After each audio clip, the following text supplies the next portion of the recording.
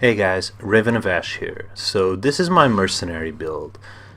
This is soul level 70 build at +8, which is a little low for the areas where I'm invading, which is mainly the Lothric Castle and the Archives. But I wanted to maximize invasions. Now I could go probably for 80 plus 10, because people in this area should have gotten the Titanite slab from the Profane Capital.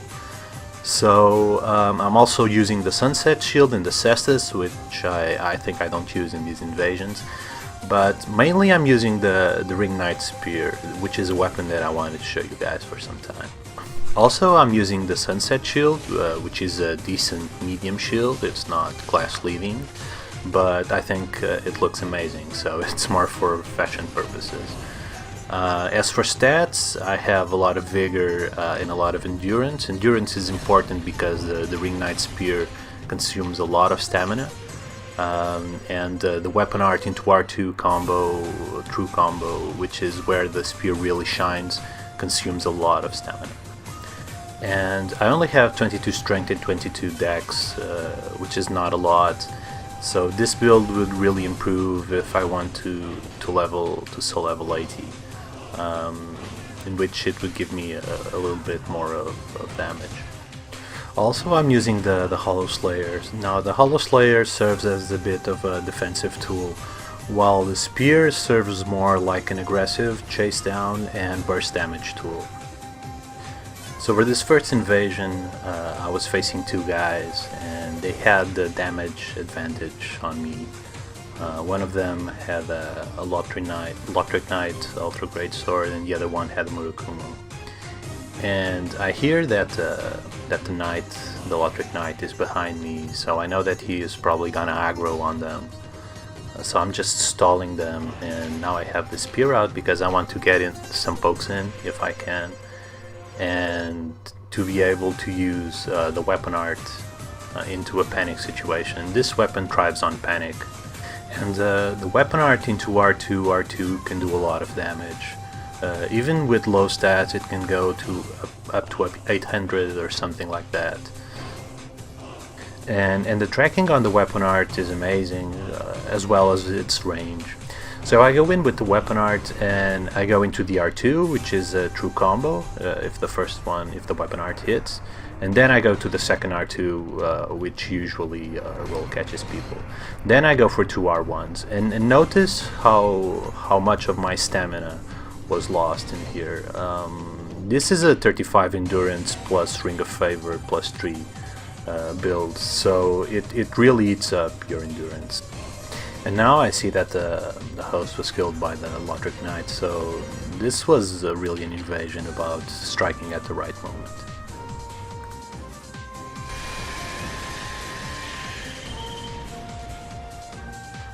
Because this build is slightly underpowered, I need to think more strategically than usual. And so I see that this guy has an overlevel Phantom with the meme swords, and I just run past him. I don't want to face him there. The other guy also has an ultra weapon. So the idea here is to help the Hollows, whose aim is not very good, to blow up the barrels and to use the environment in my advantage.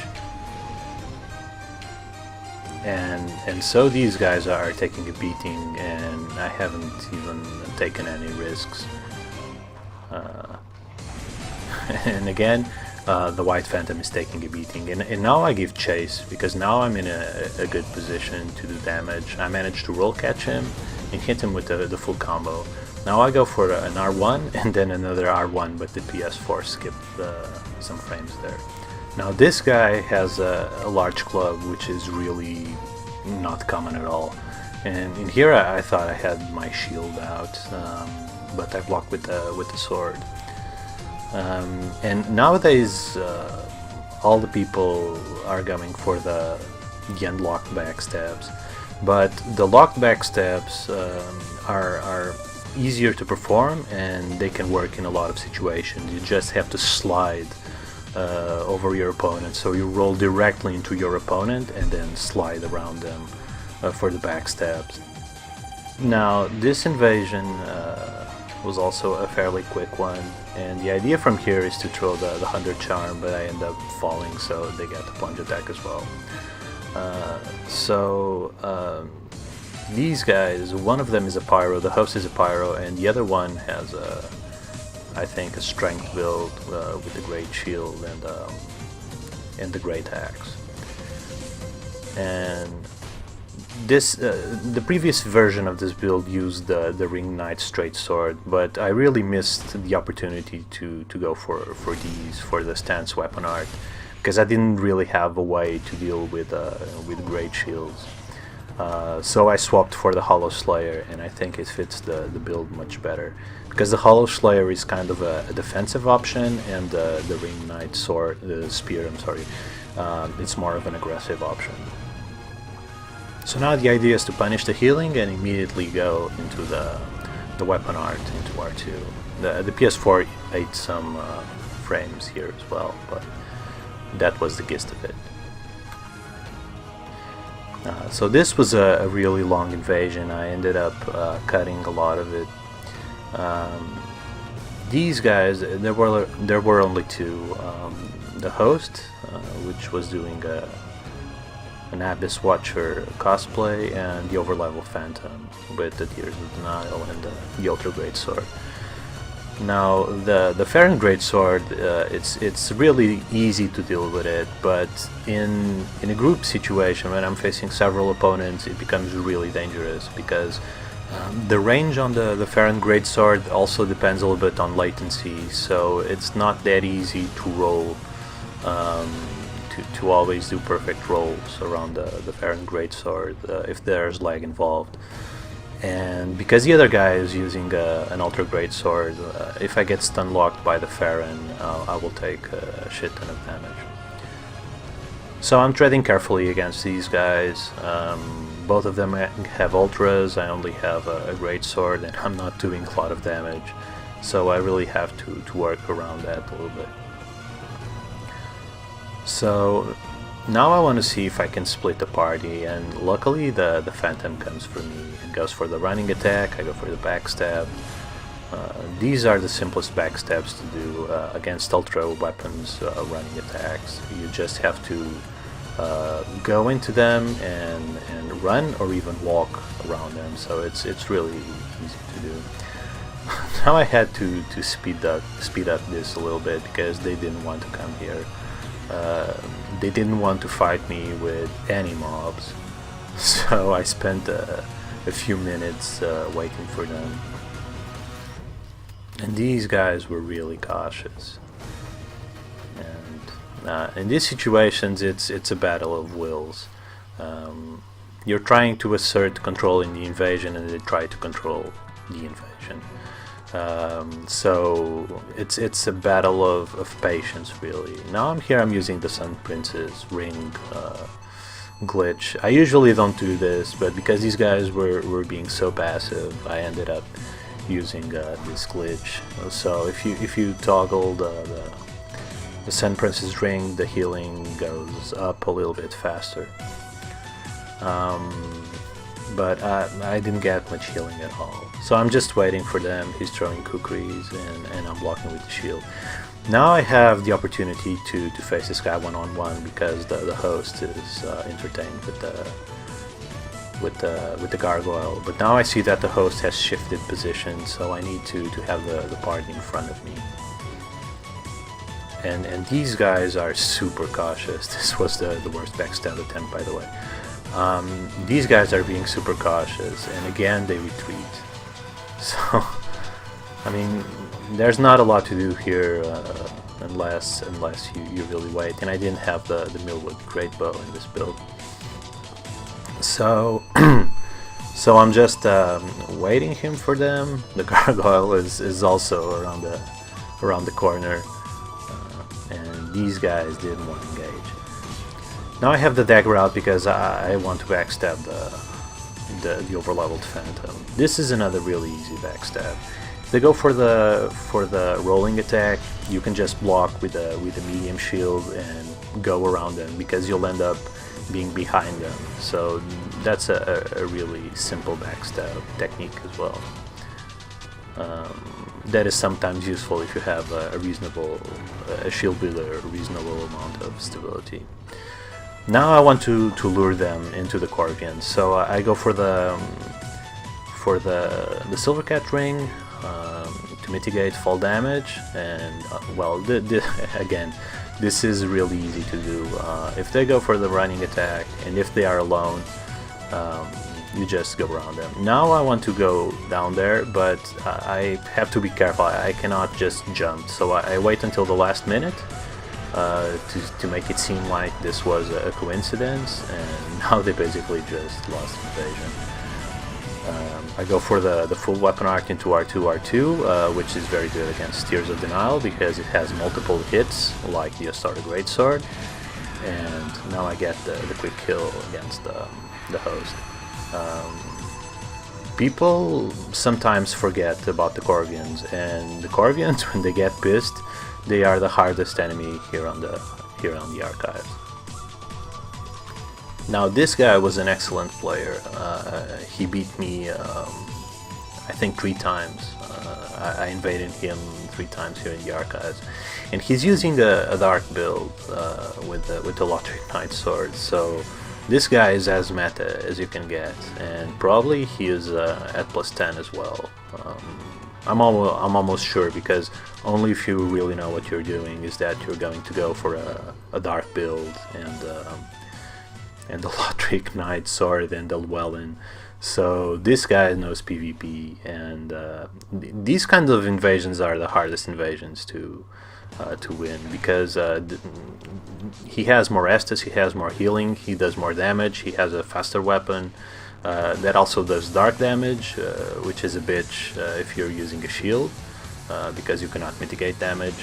So your options become much more dependent on him making mistakes, and also he does know how to parry.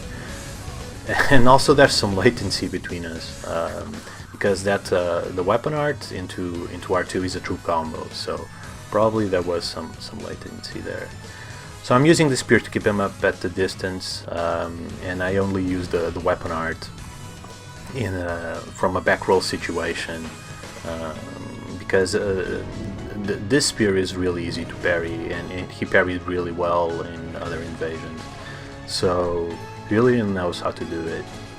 And I'm just trying to chip his damage, but I don't have a lot of options here.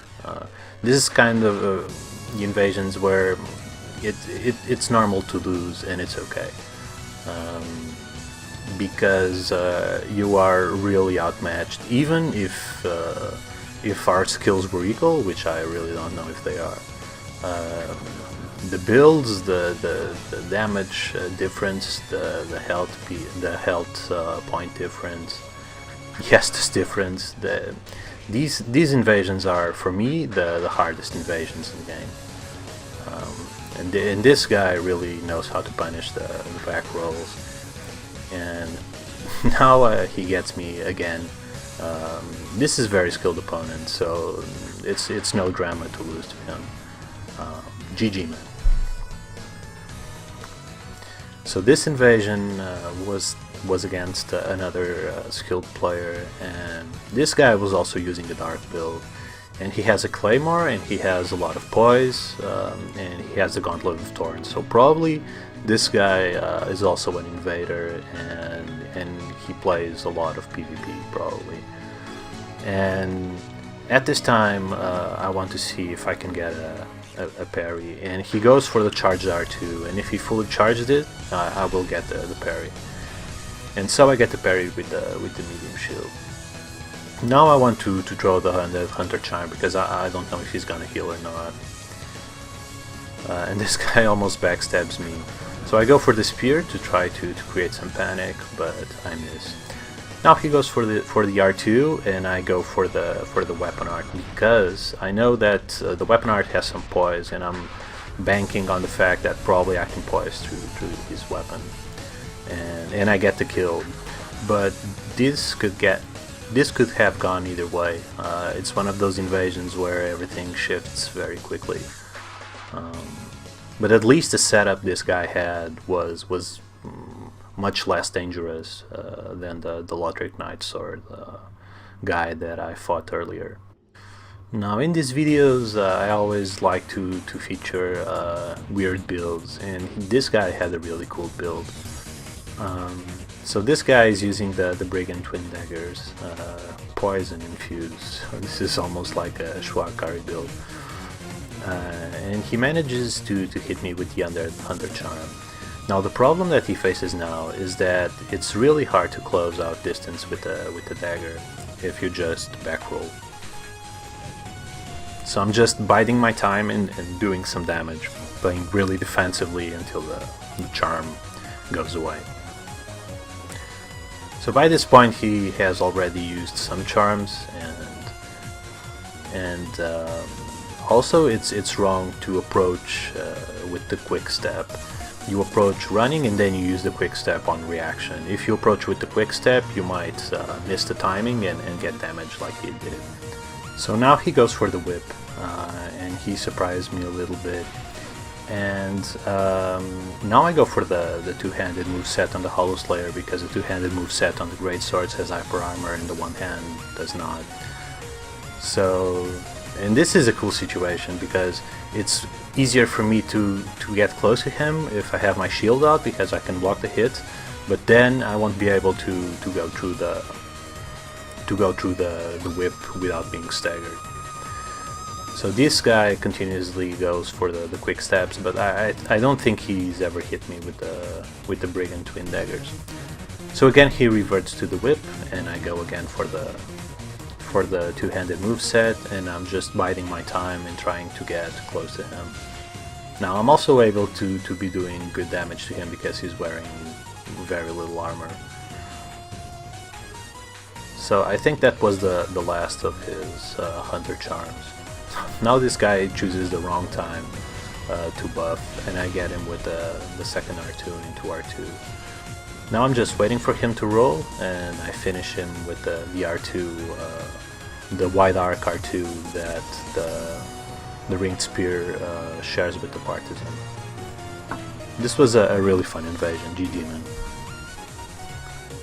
This was another one-on-one fight, but I was getting really cool builds, and I really want to show cool builds in these episodes. I think they are more interesting than just meta builds. You can build watch tools for that.